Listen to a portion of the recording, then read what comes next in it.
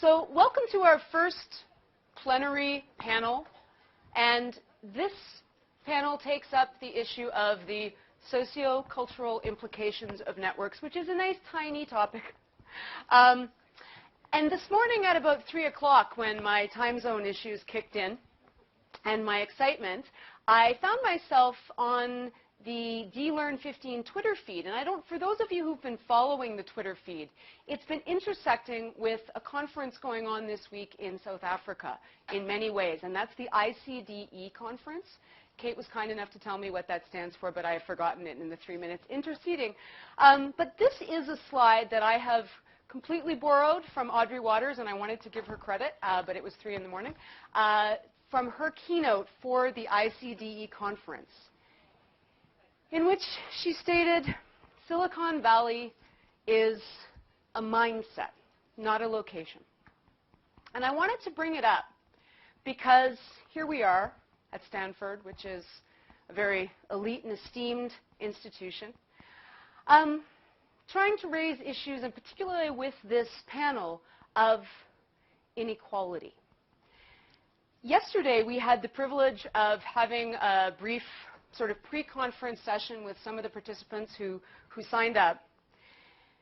And we talked a little bit at the sociocultural implications table about what happens when you try to bring higher education and all of the things that sort of digital networks, including the things Mike was talking about, not just the stream stuff, but things that involve many-to-many communications, things that allow for more than just the hierarchical, institutional, top-down communications to happen. What happens when you put those two things together?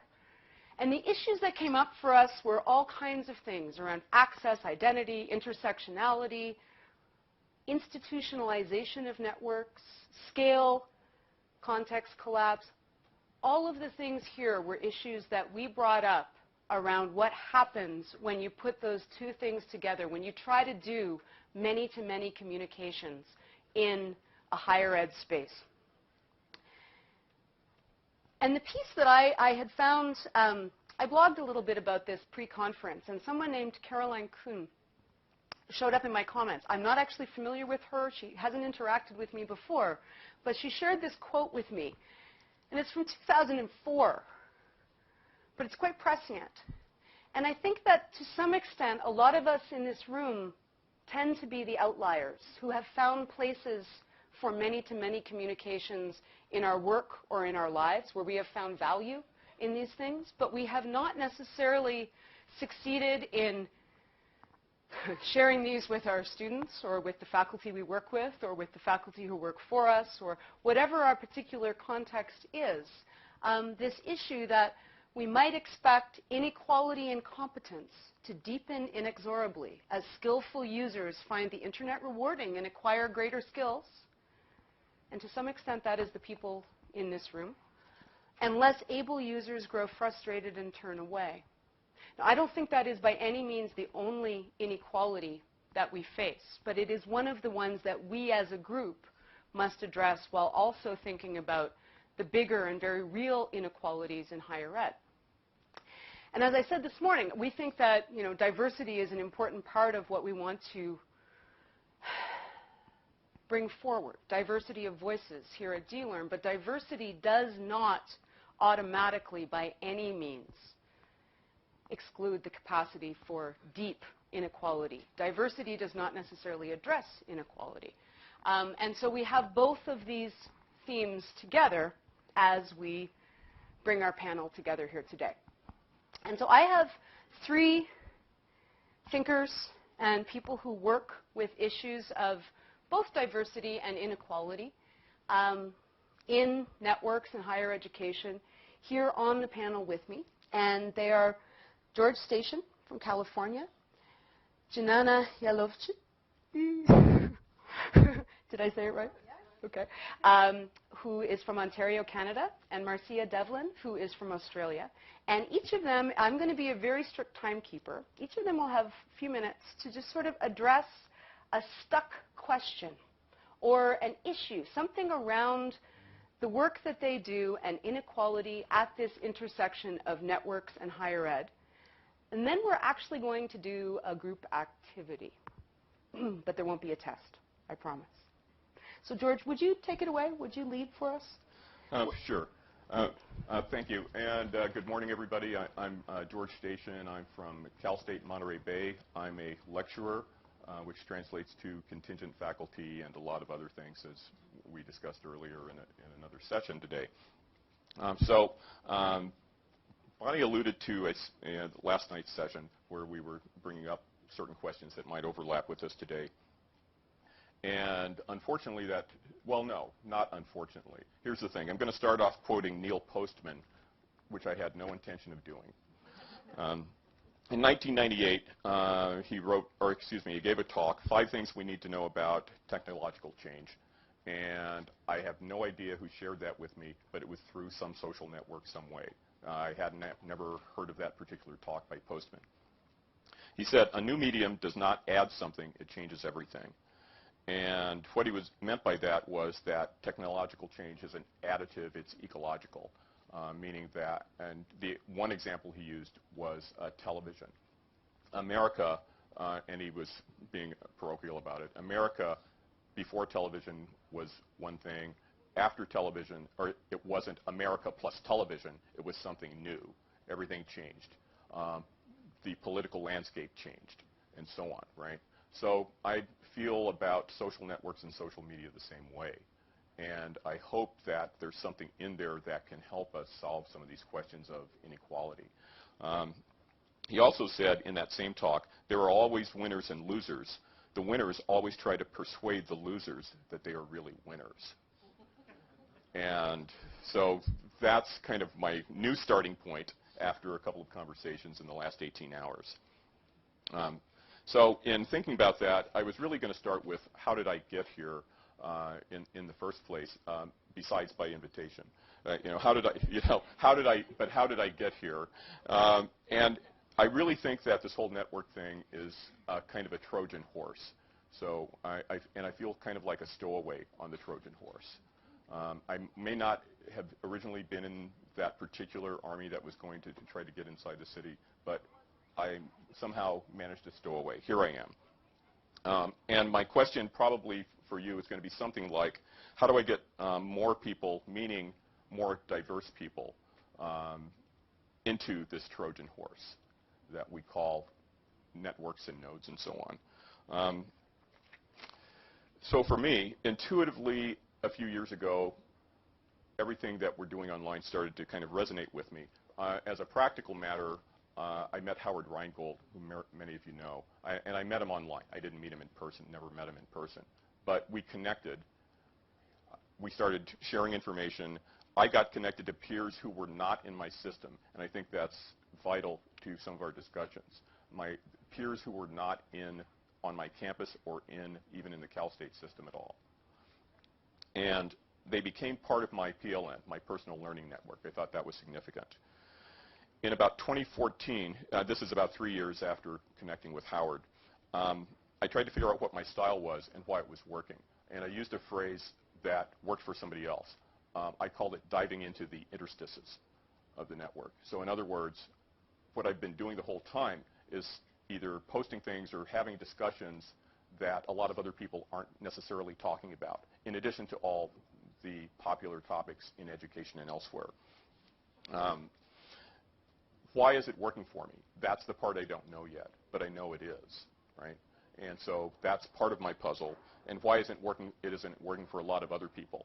I came here to kind of lead with why isn't it working for all my students who are certainly networked some kind of way, but not necessarily in the service of their academic careers and so on. We have issues of public conversations. Our students and our faculty have public conversations, but they're often kind of limited. This feels very public, unusually public, for me, except that I've been online publicly for the last few years, which is one reason I'm here talking about it, right? So there's a contradiction there. And I'm not sure how to get that through to students or even my faculty colleagues, right? That's one of my puzzles. and how to make it, I guess bottom line, how to make it safe to be participatory, right? I'm contingent. My students are often first generation. They don't have internet at home a lot of the time, as I was reminded a few days ago in one of my classes. Most of my students are not straight white males, so that adds in a lot of other factors that I'm concerned with when I think about their potential success in a typical four-year university. This is one of many ways in which I'm kind of being outed in a way. A week ago, our chancellor of the 23 campus system came to visit our campus. I was the only person in the room who asked a question about faculty diversity. I was waiting for somebody else to ask it, and nobody else would, even though I know that my faculty colleagues are concerned. So I went public with it, and of course it's on the record now. And why do I feel about faculty diversity now the same way I did 15 years ago when I started as a lecturer? I shouldn't feel the same now, but I do, right? So that was the core of my question to the chancellor, and I actually got a pretty good answer that, maybe I can share later if anybody's interested. But the bottom line is, I don't necessarily want to become Stephen Saleta. I don't want to become Sarah Goldrick-Rab. I love them, but I don't want to be them, in the sense of how the public is kind of, a certain segment of the public has kind of gone after them. They've been trolled, fired, leaving jobs, all of those things that happen when you're a little too public as someone in higher ed. And now that I'm there, I'm becoming part of that we, and I wanted to tie in, by the way, Dave Cormier's we and them, but I'm not sure I'm going to make it. So we'll skip in that. Okay. So I'm not going to try to tie that in, but keep in mind, Dave had 3 times in Mike's talk this morning and a couple of other times in the keynote this morning, that concept of if we make more of we, then are we also creating a them who is excluded?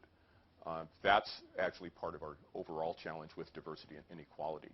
I feel like I'm a we now, which is wonderful for me, but what about my faculty colleagues, my students? Let's be really explicit. What about the diversity of the room here, which is extremely diverse for an educator conference, actually, highly so.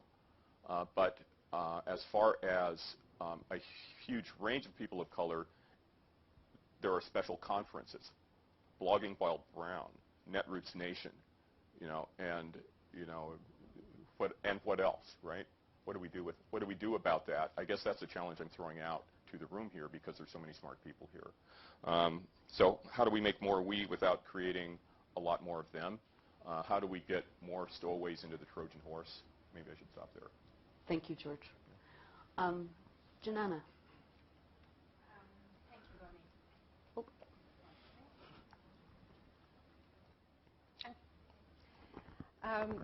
I have to admit that I'm novice in the discussion on inequalities in digital and network learning. What brought me to the point where I am now is my history and passion of advocacy for disability issues and inclusive development. So right now I'm a doctoral student at Athabasca University looking at the experiences of students with disabilities who are studying online. So I would like, as a disability advocate, I like raising the disability issue in mainstream arenas. And I want to start this reflection on disability and inequalities by reading a quote from Digital Disability by Gauguin and Newell from 2003. And it says, disability is an issue, a label, a statistic, an experience, and a complex space. However one views it, many people feel uncomfortable with disability. It remains enshrouded in misconceptions, myths, stereotypes, exclusion, and discrimination. This was written in 2003, and I find that it is still resonating in the environments and in the cyber and digital and network learning. How we look at disability as an issue, actually, and how we conceptualize it, in a way determines the way how we are going to respond to disability issue. As I said, I'm a disability advocate, and the way I approach disability is a human rights issue, and it happens as a result of interaction of individual with an impairment and his or her environment that has barriers, whether those are attitudinal, environmental, or systemic barriers to their full and equal participation. Translated into a learning environment, it is about all the aspects where the barriers could be imposed or removed. Curb cuts from our physical environments are sometimes taken to the cyberspace. However, there are also barriers that are imposed by technology. So what do we need to know? What do we need to do to start thinking about the environment, learning environment, and how to remove the barriers for persons with disabilities? The second point is label. Disability is a label. It reflects a very common and deeply rooted conceptualization of disability. It comes from disability as individual deviance, and it comes from the medical model that pervasively survived still within the institution of higher education. In a way, we assess the students with disabilities in order to ensure that they have access to disability support services or assistive technology. Medical experts who do not know much about assistive technology or who do not know much about effective adaptations that students need decide who is in and who is out. Talking about labels, very often people feel that those labels are discriminatory, stigmatizing, disempowering. But I would like to throw that another question. We spoke about diversity this morning, and actually, how many of us here have a disability? Doesn't face a dilemma of disclosing disability? Is there anyone who feels comfortable in disclosing disability or having a disability? How many of us here have a close friend, family member, who has a disability? How many of us have a student with disability in our classes? Disability affects all of us. And according to WHO and World Bank statistics, between 15 and 18% of the global population has a disability. That is Facebook Nation, or in disability land, it is 1 billion people. So statistics are deceiving, but statistics are sometimes important to look at. And then disability is an experience. We have to look at disability in the full scale of its diversity. It's not a homogeneous group. So when we are thinking of disability and what we know about disability, about the experiences of students with disabilities studying online, actually not much. I did the systematic review of empirical studies, and I located 27 studies talking about students with disabilities. Only 2 were capturing their narratives and expressing the experience. So how our panel would look like if we actually talk with students' disabilities and not about them. And disability is a complex space. So that is something that we shouldn't be trying to put in a stream, but look at it as a garden. So I'll stop here as my time is out. Thank you. Thank you, Janana. And Marcia. I'm not going to say my name. It's not right, but I'm going to change Could my you name tell me how to say it? Marcia. It's Marcia. I just changed it.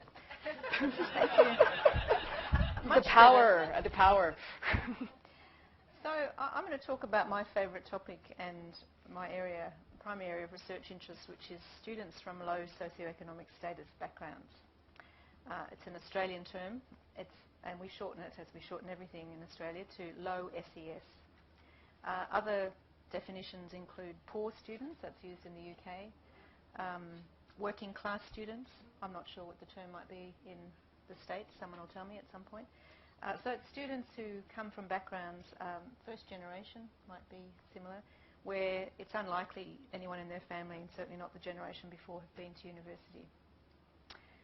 I just want to say just a couple of things about cultural capital and then sociocultural congruity. I'll repeat that, so don't worry. And I'll spell it for you so you can put it on Twitter and we can tell the world. So cultural capital you're probably all familiar with, but just for those who may not be, it's a notion that's really important to understand the experience of low SES students in higher education. And by the way, we just times the complexity by a factor of I don't know what when we put things online and when we're in the digital space. So Bonnie had a quote up earlier about less able users become frustrated and walk away. Students from low socioeconomic status backgrounds often have that experience in face-to-face higher education. It is exacerbated in the digital space. They are doubly at least disadvantaged and challenged. So university students from higher socioeconomic strata and more traditional backgrounds build familiarity with high SES assumptions, values, expectations, ways of thinking, ways of speaking, ways of being, ways of communicating, ways of demonstrating expertise over their lifetime. So they have this reservoir of cultural and social resources and familiarity that they bring to higher education. And higher education is a high SES space. So it fits. There's congruence. Mm-hmm. On the other hand, low SES students don't have that reservoir. They haven't had the opportunity to build that reservoir of ways of being. They don't know how to engage with or master or demonstrate capacity in the discourses of higher education. And so they are incongruent. There is an incongruence between low SES students and high SES institutions. My stuck question is, how do we avoid putting the students in deficit by saying they need to develop the ways of knowing and being, as if the ways they have already are not good enough? I don't think that's correct. I think it's just they're different. They're incongruent, at least initially, when higher education meets students from low SES background. And I came up with this notion of sociocultural incongruence. And I've written about this. And it's about it needs to be bridged. And the student can bring something to that bridge, and the institutions can bring something to that bridge. But it's not a matter of the students being in deficit and need to be brought up to standard. And if one more person says that to me, I may be violent. It's very tricky, because in order to convince people to do something about bridging this sociocultural incongruence, sometimes you have to go with their deficit conception, because at least then they'll do something about the bridge. And that really bothers me. I've probably gone under time, but I think I've said enough, so I'm going to stop there. Thank you. Please say your name. Marcia. I'm going to go home and announce my family. All right. It's a lovely name. Marcia. If anyone else would like a new name while you're here, with my full apologies. These are obviously just three of the axes of inequality that exist in the conversation between networks in higher education, and they can be intersectional in the sense that class backgrounds, race, disability all can intersect in the same individual, but there are also all sorts of other issues of inequality. So this is where you folks come in. Also represented in us in the panel here, we have two contingent faculty, a graduate student, and an admin. And I know that many of you live and embody different status positions within higher ed that also represent inequality in its own ways here. So what I want to do is do a quick think, pair, share activity, because this is the teacher in me coming out. And I would actually like each of you to find somebody to turn to. It can be someone next to you or someone at the row behind, or if you're feeling very energetic and are able to get up and move about, feel free to run across the room and find someone you've been wanting to speak to. But I would like you to take 2 minutes to try to quickly share just off the top of your head, what is one site of inequality at that intersection of networks and higher ed that affects you and your work? And it can be very personal or entirely impersonal, depending on the level to which you want to share. And then really the important question will be the following 2 minutes: what would have to change? I brought up the picture of Silicon Valley, where we are at the beginning, as a mindset. Because how we approach the places we are, and what I talked about this morning as those sort of different realities of where we are, has a great deal to do with our sense of what is able to change. And so I'd like you to find someone to speak with. Just identify quickly a site of inequality that you think actually has an effect on your work in higher ed. And then we'll try to see, not necessarily to solve it, but what kinds of things would need to change for that. So 2 minutes for the first question. Please find someone to talk to. Thank you.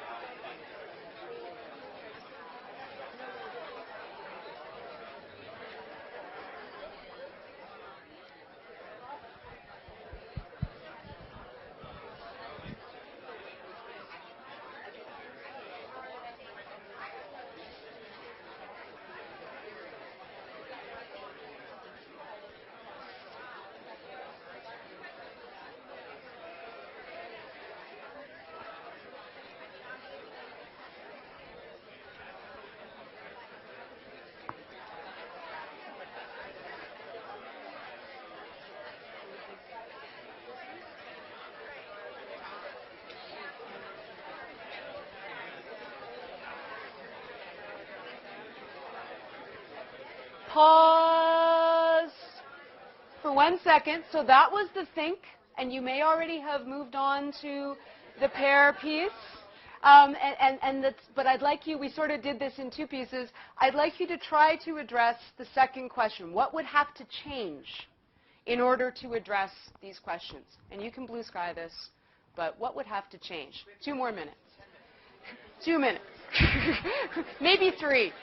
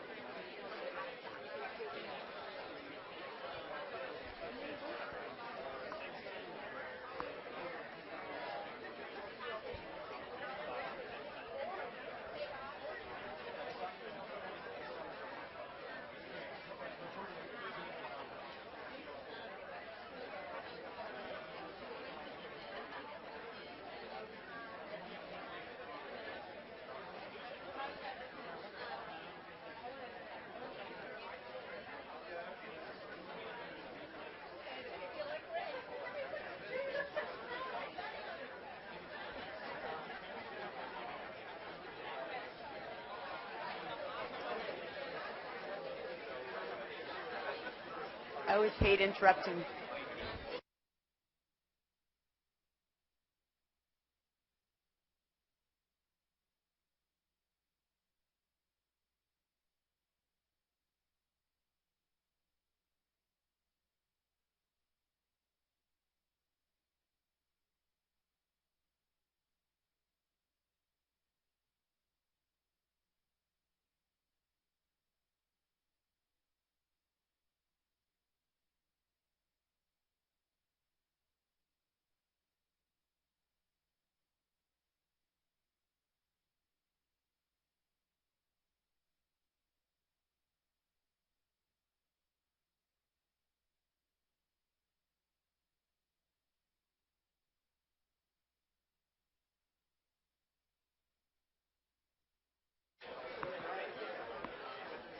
Okay.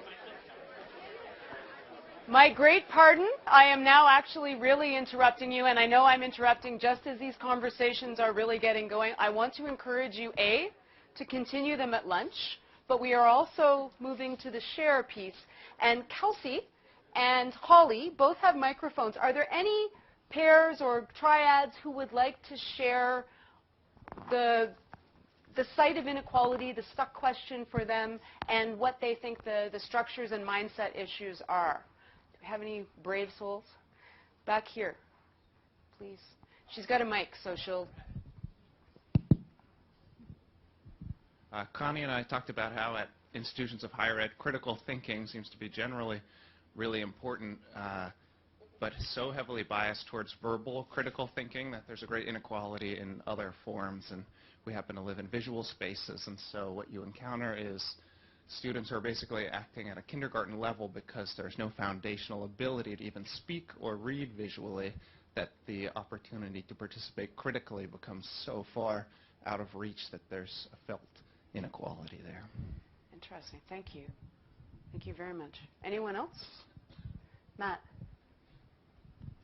We were kind of on the other side of that, talking about students who need certain accommodations for visual things because they have certain sight issues, and how, especially videos and captionings and things like that, and how it's so hard to get faculty to realize that, hey, you have these students in your course and you have to prepare for them. You can't just change with that 2-week notice that comes from the disabilities office, right? It takes time. And so we talked about how the need for faculty to listen to the instructional designers that have probably been telling them all along. come up with a script. Have your captions for your videos. Have text descriptions for your images. Have ways for people that have different needs to access your content. Huge one. Pat would like to comment on that. Holly's going to bring you a mic, okay? Pardon me, but that way everyone, including the folks who aren't in the room, can hear. We're finding it's a step further than that, because it's also about the distance ed groups that are working within an institution aren't necessarily connected to the disabled student services that are also working in that same institution. And so one of the things, I went to a college and sat down with the DSPS people and talk to them about what they would need in an exchange situation if they had students coming from one college online taking a course from another, and vice versa, and what would they need. And we ended up talking about the regulations around distance ed. We ended up talking about what kinds of things needed to happen in a classroom, and they didn't know. They didn't know. So by talking to them about that and informing them of what we knew our requirements are in distance learning for our disabled students, and then by getting them connected with the instructional design support in the DE department, they could work together. And they hadn't been, because their focus is on the face-to-face classroom and not on what's going on. So if you have to take it one step further, not just the instructional designers, but also taking those two areas and putting those people together, which was, I didn't realize it until I talked to them and realized they didn't know. I thought they knew. Yep. I thought they knew. I thought they knew about the federal regulations. I thought they got it. But they didn't know. Not for DE. They knew it for everything else, but not for DE. So. And establishing those channels of communications. Like there's the many-to-many communications that we can include in higher ed because of the capacity of digital networks, the properties of digital networks, but also making better use of our institutional communication structures to make sure that the right people are talking to each other is key. Does anybody else have anything that they wanted to bring forward? Allison, is that out? Yes. Kelsey, would you mind bringing the mic down? Caroline? So I guess we were having a discussion at a little bit of a different level, because cool. So we have someone from an open university and someone from, kind of an elitist university. And I guess our question was, what is our vision? Do we think we should all be open universities and every university should provide facilities for anybody to come and be treated, have their needs met? Or do we think there should be sort of specialized, places where what we need to do is channel people to the place where their needs would be met best and where they would be on a path that's productive for them. Because, for example, from my standpoint, an issue I see sometimes is that there are students who think they should be at an elitist university because that's the best possible thing for them, but in fact, it's not going to help them. It doesn't buy them what they need, and maybe they would have been better advised to have gone someplace else that was more teaching focused, more small, nurturing, whatever, So then there's this need of how do we let people know what the options are and the paths are? Do we think there should be different options and different paths, or are we actually saying we think every university should be a place where anybody can come and have all their needs met? That's a big question and a really important one. I'm so glad that you raised it because it gets at the root of what are the inequalities that are baked into our concepts of what higher ed is and what it's for. And those are some of the hardest questions for us to answer. And to some extent, sometimes digital capacity can force us to reckon with small pieces of them. But that bigger question of what are we for? What is the narrative that we're following? And those differ, right? This is one of those places that all of us in this room might have a slightly different answer to that. But we need to be asking that question. I'm going to take one or two more. We can take two more. And then we're going to actually open things back to questions for our panelists. So who's got the mic? Mike. I just want to follow up on something George said. One of the inequalities, I think, is the difference between state, at least in the American context, difference between state workers, state college employees, and the difference between people employed by private universities, and the real risks involved in a cultural environment where 315 million people think they're your boss, of participating in an open network, and in having people say, I'm paying your salary, I don't pay you to say such things, which is, I think people that don't work at state institutions don't realize, as much as there's risk there too, the risk at state institutions in the current cultural environment with open participation is pretty intense. And we've seen some recent, and you know all about this, we've seen some recent examples of this. And quite differential, I think, by, you'll see that scholars of color are particularly facing challenges to their public participation by groups that feel that they can get away with certain kinds of targeting. And so it's been quite alarming over the last 6 months or so to watch some of the targeting that is happening, both of public employees and specifically of some scholars of color, for sure. Hello, my name is Andrew. I'm a student at Davidson College, a small liberal arts school. I'm thinking about the deepest set kind of we-thems in this room. And one of the deepest set ones is that there's not really student voices being heard in this conversation, which is, I mean, this is we are educators, so I'm not, but in a sense. And them are these kind of objects that we shuffle around who don't really have agency and who exist really passively. So how can we open up this discourse community that uses language in very specific ways and eliminates the availability of access to students to even participate in conversations around pedagogy and teaching and learning? And what do we do about that? So deep inequality, I guess. Can I take that as the first question for the panel? And I'll just sit down now. Thank you so much for asking that. What do you think? How can we actually get rid of some of the speaking for students when we talk about education? I don't think we can.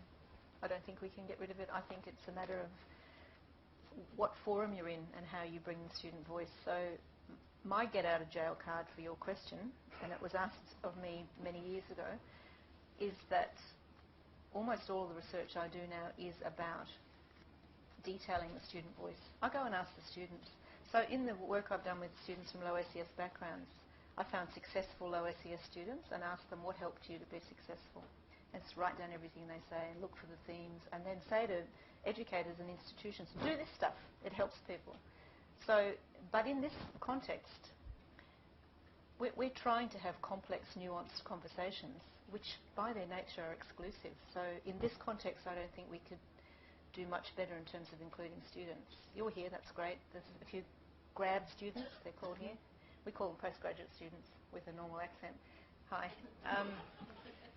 But maybe we could have done better in terms of the student voice and a student or two on the panel, etc.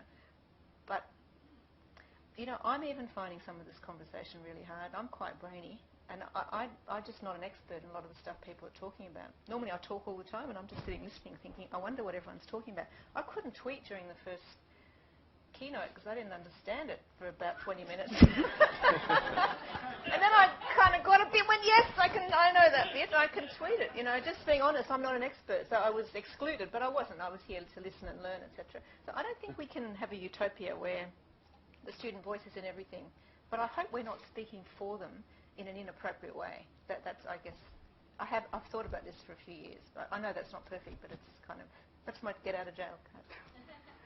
I wonder who the judge of that is, Me. too. Marcia. For you. Marcia. The new Marcia. George, Janana? Okay. My answer, short answer is anecdotal and at ground level. Within our courses, we can actually let our students in on designing the syllabus and so on until the institution throws you out and says you can't do that, I guess. There are limiters, especially with general education and so on. So I'm outed again. I'm pushing that in a couple of ways in my own classes, but it's, you know, anecdotal, single course level. I haven't been tracking it as, you know, well enough to advertise, but the students are, I actually try to get to a point where the students rebel and want to take the course over. And if they do, then everybody wins. So that's one way at that level. I think that you really spoke about complex spaces that we are navigating through. And I also believe that with students with disabilities, their voice is absolutely absent from all kinds of discourse. And they don't have even opportunity to speak up or come to the conference or hear them.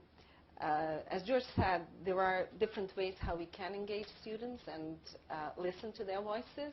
Sometimes voices are there, but we do not hear them. So at the course level, there are many options how you can engage students and hear their voice and meet their educational and learning needs. So, and that is in particular important for students with disabilities, to remove the barriers, open the spaces of discourse so that there is autonomy. This morning there was a talk about autonomy of the faculty. There is also autonomy of students that digital network learning actually is offering, so that students are in control over what they learn, how they learn, where they learn it. So I think on people who are involved in the teaching and learning process, administrators, instructional designers, disability support staff, they have to look at the barriers and remove the barriers to participation at all levels. Okay. We probably have time for one more question, if anyone has one that they would like to pose on inequality. Thank you. So this question is kind of related to Carolyn's comment or her Think, Pair, Share activity. And there's kind of two ways to see kind of how that comment could be framed. One is addressing kind of the mismatch kind of phenomenon in education. Students just aren't matched with the proper institution. But another way to read that is where do the obligations of the institution end to ensure that students are actually successful? You know, one can presume that if students are admitted, then the institution has an obligation to ensure that they're successful, regardless of the resources they would need to use, right? That's the other extreme. The other side being, if we identify that they're not matched, let's counsel them out somewhere else. The danger there being getting to the social capital, that elite institutions reproduce that social capital for a certain set of students. So if a subset of students, and by this I mean, you know, generally low SES or underrepresented minority students, if they're canceled out or made to feel uncomfortable in elite institutions, then we're just reinforcing the inequalities that we're talking about, right? So it's a big question, but I was wondering if anyone wanted to talk about it. The piece that jumps to mind for me, which only addresses one small piece of that, is I live in a very small place. Prince Edward Island is a tiny regional island off the east coast of Canada. So we don't have an elite institution per se, but we can't necessarily counsel students out in the sense that there is really not anywhere for them to go unless it is fully online learning, and the capacity for Canadian Credentials is somewhat limited in those offerings. And so there is also the geographic question of people who are in much greater centralized areas do have more choices around what options students might have to choose from and how fit might work. We have the students that we have. And so sometimes even those questions are questions of equality and distribution. Because I believe it is lunchtime, and I feel like we kind of just got started, but I really appreciate the thoughts that were shared, and mostly just wanted to see this conversation as a beginning. These are things that we'd love you to be thinking about, is where is inequality in our digital work? Where is inequality in our institutional work? How do those two intersect, and what does it mean for the work that we do? So thank you very much to the panel for your thoughts, and thank you very much for all of your thoughts. Appreciate it.